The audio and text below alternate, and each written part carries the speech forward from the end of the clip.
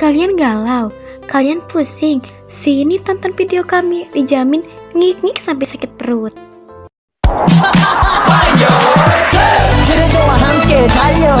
Ready for action, let's go.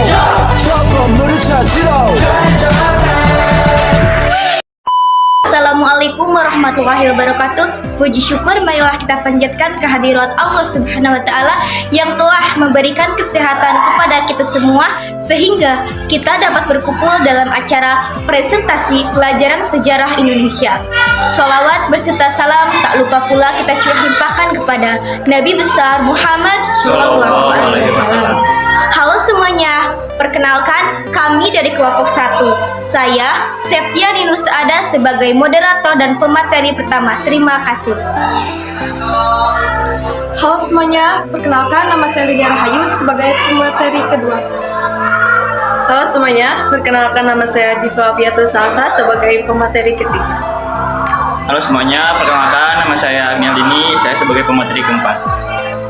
Halo semuanya, perkenalkan nama saya Ibra Mustafa sebagai pemateri terakhir. Yang saya hormati Bapak Edward Supiandi SPD, yang saya cintai dan saya banggakan seluruh teman-temanku. Berdirinya kami di sini, kami ingin mempresentasikan materi yang telah kami diskusikan, yaitu kesadaran terhadap integrasi bangsa. Oke, selanjutnya kita akan masuk ke pemateri pertama. Pemateri pertama akan dibacakan oleh saya sendiri, yaitu kesadaran terhadap integrasi bangsa. Integrasi nasional berasal dari dua kata, yaitu integrasi dan nasional. Integrasi dalam bahasa Inggrisnya yaitu integrate, yang artinya menyatupadukan, menggabungkan, dan mempersatukan. Dalam Kamus Besar Bahasa Indonesia, integrasi artinya pembauran hingga menjadi satu kesatuan yang utuh. Dalam Kamus Besar Bahasa Indonesia, nasional artinya bangsa. Materi selanjutnya akan dibacakan oleh Saudari Lydia. Kepadanya waktu dan tempat saya persilahkan. Untuk mewujudkan cita-cita dan tujuan negara serta memelihara rasa kebersamaan, terdapat beberapa faktor yang perlu diperhatikan untuk membangun integrasi nasional. Di antaranya 1. Adanya kemampuan dan kesadaran bangsa. 2. Adanya kemampuan untuk mereaksi penyebaran ideologi asing. 3. Adanya kemampuan untuk mencegah dominasi ekonomi asing. 4. Mampu berperan aktif dalam percaturan dunia. 5. Bertekad untuk membangun sistem budaya sesuai dengan Pancasila dan Undang-Undang Dasar 1945. 6. Menyelenggarakan berbagai kegiatan budaya. Selanjutnya, faktor-faktor pendorong, pendukung, dan penghambat integrasi nasional. Poin A. Faktor pendorong integrasi nasional. 1. Adanya rasa senasib dan seperjuangan. 2. Adanya ideologi nasional. 3. Adanya tekad serta keinginan untuk bersatu. 4. Adanya ancaman dari luar yang menyebabkan muncul semangat nasionalisme. Poin B. Faktor pendukung integrasi nasional. 1. Penggunaan bahasa Indonesia. 2. Adanya semangat persatuan dan kesatuan. 3. Adanya kepribadian dan pandangan hidup kebangsaan. 4. Adanya jiwa dan semangat gotong royong. 5. Adanya rasa senasib sepenanggungan. Poin C. Faktor penghambat integrasi nasional. 1. Kurangnya penghargaan terhadap kemajemukan. 2. Kurangnya toleransi antar golongan. 3. Kurangnya kesadaran dari masyarakat. 4. Adanya ketidakpuasan terhadap ketimpangan. Potensi disintegrasi bangsa pada masa kini bisa saja benar-benar terjadi bila bangsa Indonesia tidak menyadari adanya potensi semacam itu. Karena itulah, kita harus selalu waspada dan terus melakukan upaya untuk menguatkan persatuan bangsa Indonesia. Terima kasih kepada Saudari Lydia yang telah membacakan materinya. Baik, materi selanjutnya akan dibacakan oleh Saudari Diva Apiatus Salsa. Materi selanjutnya akan dibacakan oleh Diva Apiatus Salsa. Kepadanya waktu dan tempat saya persilakan. Sejarah Indonesia telah menunjukkan bahwa proses disintegrasi sangat merugikan antara tahun 1948 sampai tahun 1965 saja. Gejolak yang timbul karena persoalan ideologi, kepentingan, atau berkait dengan sistem pemerintahan telah berakibat pada banyaknya kerugian fisik, materi, mental, dan tenaga bangsa. Teladan para tokoh persatuan. Beberapa tokoh yang berasal dari Papua merupakan para pahlawan nasional yang memiliki jasa dalam mewujudkan integrasi bangsa Indonesia. Pahlawan yang berasal dari wilayah paling timur Indonesia, sesungguhnya mereka mempunyai jasa yang sangat besar dalam upaya memperjuangkan dan mempertahankan kemerdekaan Indonesia. 3 tokoh pahlawan nasional dari Papua yaitu Frans Kaisievo, Silas Papare, dan Martin Inde. 1. Frans Kaisievo 1921-1979. Biografi Frans Kaisievo lahir di Wardo, Biak, Papua 10 Oktober 1912. Dimakamkan di Taman Makam Pahlawan Cendrawasih, Jayapura. Namanya diabadikan sebagai nama Bandar Udara Frans Kaisievo di Biak.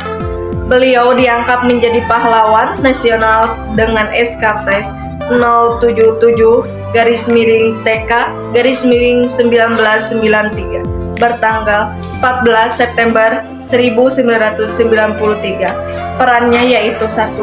Beliau turut berperan dalam pendirian Partai Indonesia Merdeka yaitu PIM pada tanggal 10 Mei 1946 dan dalam tahun yang sama Kaisievo menjadi anggota delegasi Papua dalam konferensi Malio di Sulawesi Selatan. Yang kedua, Silas Papare 1918-1978. Biografi Silas Papare lahir di Seruwi, Papua 18 Desember 1918. Namanya diabadikan menjadi salah satu kapal perang korvet kelas Paskim TNI AL KRI Silas Papare. Perannya yaitu 1. Silas Papare membentuk Komite Indonesia Merdeka atau KIM hanya sekitar 1 bulan setelah Indonesia merdeka. Tujuan KIM yang dibentuk pada bulan September 1945 ini adalah untuk menghimpun kekuatan dan mengatur gerak langkah perjuangan dalam membela dan mempertahankan proklamasi 17 Agustus 1945. Terima kasih kepada Saudara Dipa yang telah membacakan materinya. Materi selanjutnya akan dibacakan oleh Saudara Agni Eldini. Kepadanya, waktu dan tempat saya persilahkan. Baik, materi ketiga akan saya bacakan, yaitu yang ketiga Martin Inde 1912 sampai 1986. Biografi Martin Inde lahir di Doramena 14 Maret 1912, merupakan putra Papua yang ditetapkan oleh pemerintah Republik Indonesia sebagai pahlawan nasional Indonesia berdasarkan SK Presiden nomor 077-TK-1993. Peran pertama Martin Inde yaitu antara tahun 1945 sampai 1947. Inde masih menjadi pegawai pemerintah Belanda dengan jabatan sebagai kepala distrik. Meski demikian, bersama-sama kaum nasionalis di Papua secara sembunyi-sembunyi ia malah menyiapkan pemberontakan. Tetapi sekali lagi, pemberontakan ini gagal dilaksanakan. Peran yang kedua, sejak tahun 1946, Martin Inde menjadi ketua Partai Indonesia Merdeka (PIM). Ia lalu memimpin sebuah aksi protes yang didukung delegasi ke-12 kepala suku terhadap keinginan Belanda yang ingin memisahkan Papua dari Indonesia. Selanjutnya, para pendiri Negara Kesatuan Republik Indonesia adalah orang-orang yang amat berjasa. Mereka telah bekerja keras melalui gagasan dan pemikirannya untuk mempersiapkan tatanan pemerintahan Republik Indonesia. Para tokoh bangsa mencurahkan tenaga dan pikiran untuk meletakkan dasar Indonesia merdeka. Mereka memiliki sikap rela berkorban tanpa pamrih dan dalam mewujudkan Indonesia merdeka. Selanjutnya yaitu para raja yang berkorban untuk bangsa. A. Sultan Hamengkubuwono IX. Pada tahun 1940, Sultan Hamengkubuwono IX dinobatkan menjadi Raja Yogyakarta.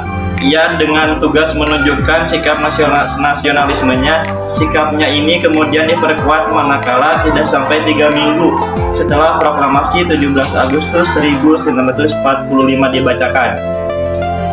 Sultan Hamengkubuwono IX memberikan amanat bahwa yang pertama, Yogyakarta Hadiningrat yang bersifat kerajaan adalah daerah istimewa dari Republik Indonesia. Yang kedua, segala kekuasaan dalam negerinya Yogyakarta Hadiningrat dan urusan pemerintahan berada di tangan Hamengkubuwono IX. Dan yang terakhir, hubungan antaranya Yogyakarta Hadiningrat dengan pemerintahan RI bersifat langsung dan Sultan Hamengkubuwono IX bertanggung jawab kepada Presiden RI. Sekian dan terima kasih. Terima kasih kepada Saudara Agni Aldini yang telah membacakan materinya. Baik, materi terakhir akan dibacakan oleh Saudara Irfan Mustafa. Kepadanya, waktu dan tempat saya persilahkan. Poin B. Sultan Syarif Qasim II 1893-1968. Sultan Syarif Qasim II dinobatkan menjadi Raja Syiah Indrapura pada tahun 1915 ketika berusia 21 tahun. Mewujudkan integrasi melalui seni dan sastra, Ismail Marzuki dilahirkan di Jakarta.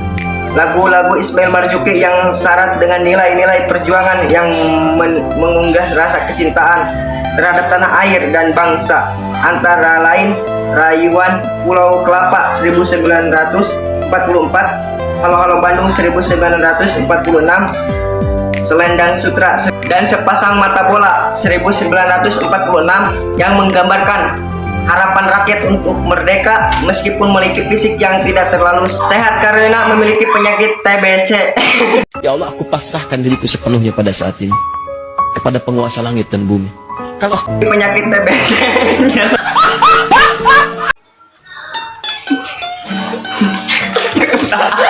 TBC, Ismail Marzuki tetap bersemangat untuk terus berjuang melalui seni. Hal ini menunjukkan betapa rasa cinta pada tanah air begitu tertanam kuat dalam dirinya. Sekian dan terima kasih. ya Allah, aku pasrahkan diriku sepenuhnya pada saat ini kepada penguasa langit dan bumi. Terima kasih kepada Saudara Irfan yang telah membacakan materinya. Baik, di sini saya akan membacakan kesimpulan yang telah kami bahas adalah kesadaran integrasi sangat berguna untuk menciptakan kerukunan dan kemajemukan bangsa Indonesia serta mewujudkan cita-cita dan tujuan Indonesia. Sekian presentasi yang dapat kami sampaikan. Mohon maaf bila ada kata-kata yang kurang berkenan di hati kalian. Kumaha barudak? Batomat bapeteuy tamat euy.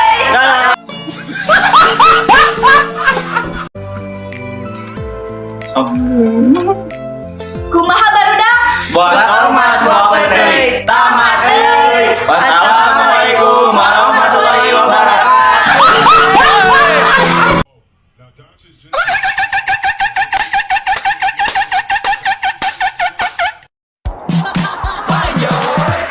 트레저와 함께 달려 Ready for action, let's go 트러블 물을 쳐주러